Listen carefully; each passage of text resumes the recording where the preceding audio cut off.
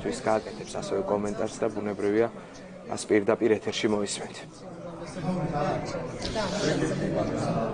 შეიძლება ითქვას, რომ გარკვეულწილად პოლიტიკური წლის დაგვირგვინება არის და უმნიშვნელოვანესი პოლიტიკური მოვლენა უპირველეს ყოვლისა ქართული ოცნების გუნდისთვის, მაგრამ ვფიქრობ მთლიან ქართული საზოგადოებისთვის.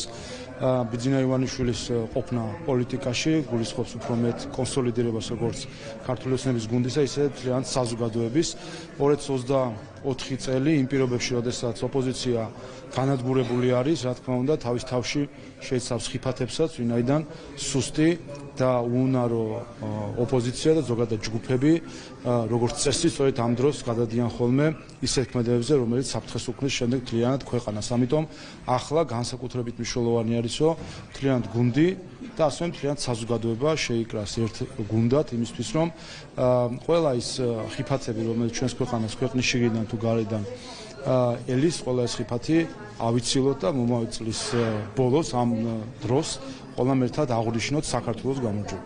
რაც შეეხება არჩევნებს, თქვენი ოპონენტები უკავშირებენ მოახლოებულ არჩევნებს, ამბობენ, რომ სწორედ ამისთვის დასჭირდა ქართულ ოცნებას ბიძინა ივანიშვილის დახმარება, რას უპასუხებთ მათ და ზოგადად საარჩევნო სამზად ისეც რომ გითხრათ, პრემიერმაც აღნიშნა, რომ იანვრიდან უკვე იქნება. რაც შეეხება მომავალი არჩევნების შედეგებს, მე მგონი აქედან უკვე კარგად ჩანს და სწორედ პირიქით არის საქმე, რომ ოპოზიცია იმდენად განადგურებულია, რომ ერთის მხრივ ხედავდით, რომ იყო მცდელობები, რომ იქნებ რაიმენაირად ბარიერი დაწეულიყო იმისთვის, რომ საერთოდ შანსი ქონოდა პარლამენტში შესვლის. ამიტომ შედეგებისთვის არ არის ეს მნიშვნელოვანი არის პირიქით იმის გამო, რომ ვინაიდან ოპოზიცია არის აბსოლუტურად მარცხის ზოლზე, მათ არის რისკები, რომ მათი მხრიდან კონდეს სხვა მეთოდების გამოყენებას, მათ შორის უკვე აქედანვე ხედავთ, რომ არის ცდილობა მომავალი არჩევნების დისკრედიტირების. ამიტომ ბიძინა ივანიშვილის დაბრუნება პოლიტიკაში მნიშვნელოვანი არის არამედ არჩევნების შედეგებისთვის, არამედ იმისთვის, რომ ამ არჩევნებისთვის ჩვენი საზოგადოება იმდენად კონსოლიდირებული იყოს, რომ ნებისმიერ დესტრუქციას გასცეს პასუხი. ასე რომ ამ მხრივ მნიშვნელოვანი არის, რომ კიდევ ერთხელ მომავალ წლის ამ დროს, როდესაც ყველა არჩევნები ჩავლილი იქნება, ქართულმა საზოგადოებამ ისევე აღნიშნოს ახალი წელი წარმატებით და ოპტიმისტურად, როგორც ამ ახალ წელს აღნიშნა. ერთი კითხვა ოპოზიციაზე. მესამე ძალის შექმნის მცდელობაზე ხშირად საუბრობთ მართალი გუნდის პოლიტიკური ლიდერები. როგორი კონფიგურაცია შეიძლება გამოვიდეს და თქვენ პირადად რა პოლიტიკურ შანსებს ხედავთ აი ამ ფონზე ბიძინა ივანიშვილის დაბრუნების გათვალისწინებითაც? ჩვენ ხედავთ, რომ მაშინ როგორც კი იწყებენ აზრით ვამბობთ, რომ ეს მესამე ძალაზე საუბარი, ეს არის აბსოლუტური თვალისში ნაცრის შეყრა. ყოველი ასეთი მცდელობა წინა არჩევნებშიც და მცდელობებს წარმოეჩინა თითქოს იყო რაღაც სხვა ჯგუფები საბოლოო ჯამში საზოგადოება ხედავდა, რომ ეს იყო ის ნაციონალური მოძრაობა.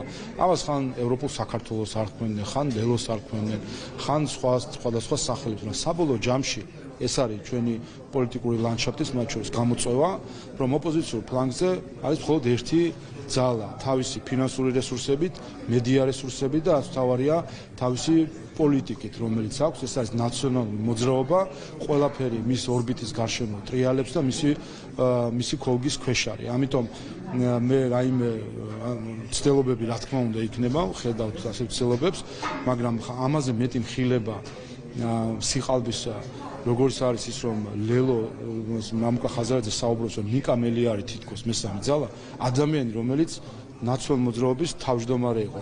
გიორგი ვაშაძე არის თითქოს რაღაც არა ნაციონალური მოძრაობა და დაბრუნდა ისე ხედავთ ნაციონალური მოძრაობის წიაღში და ასე შემდეგ გადახედოთ ყველა ამ პოლიტიკოს, ისინი არიან და იყვნენ ნაციონალური მოძრაობის წიაღში. ამიტომ ეს არის მათ შორის ჩვენი ამოცანა ქართული ოცნების, რომ კიდევ ერთხელ ვაჩვენოთ ყოველდღიურად ქართულ საზოგადოებას, რომ არის ცდილობა თვალი აუხვიონ და მოვაჩვენონ თითქოს არსებობს რაღაც სხვა ძალები. თქვენ თუ იყავით იმ ადამიანებს შორის, ვისთანაც ბიძინა ივანიშვილს ჰქონდა კომუნიკაცია წლის განმავლობაში. ის ამბობს, რომ 2-3 ადამიანთან მუდმივად ჰქონდა კონსულტაცია.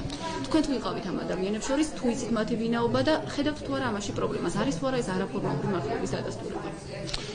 ბიძინა ივანიშვილმა რაც საჭიროდ ჩათვალა ის თქვა, მგონი აქ დეტალიზება აღარ არის საჭირო ჩემი მხრიდან, რაც შეეხება არაფორმალურ მმართველობას, რა თქმა უნდა.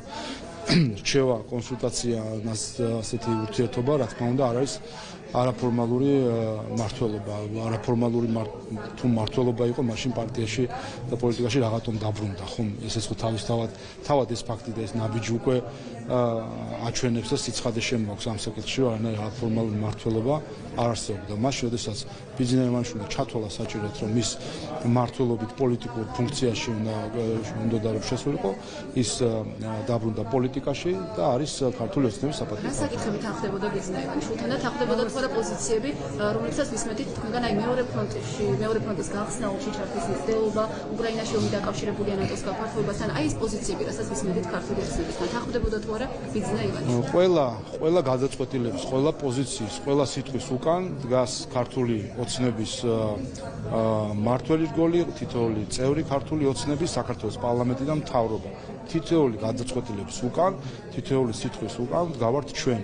ასე რომ ამას არსებითი მნიშვნელობა არ აქვს, რა კონსულტაციები იყო, მთავარი არის ის, რომ ყველა ეს გადაწყვეტილება იყოს სწორი, ამაში დარწმუნდა ჩვენი საზოგადოება, იმით, რომ ჩვენ მივიღეთ ყველა ის საგარეოპოლიტიკური შედეგი, რომელიც დავისახეთ და ჩვენ მივიღეთ ყველა ის შიდა პოლიტიკური შედეგი, რომელიც ჩვენ დავისახეთ, ყველაფერი ეს განახორციელდა ქართულ ხალხთან ერთად და ქართული ხალხის მხარდაჭერა კიდევ ერთხელ ადასტურებს, რომ ყველა გადაწყვეტილება, ყველა კომენტარი, სიტყვა და ასე შემდეგ იყო ამ ყველაფრის უკან დგას ქართული ოცნების გუნდი.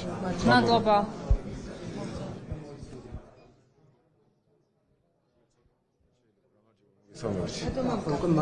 გადაწყვეტილება, რომელიც ბიძინა ივანიშვილმა თავად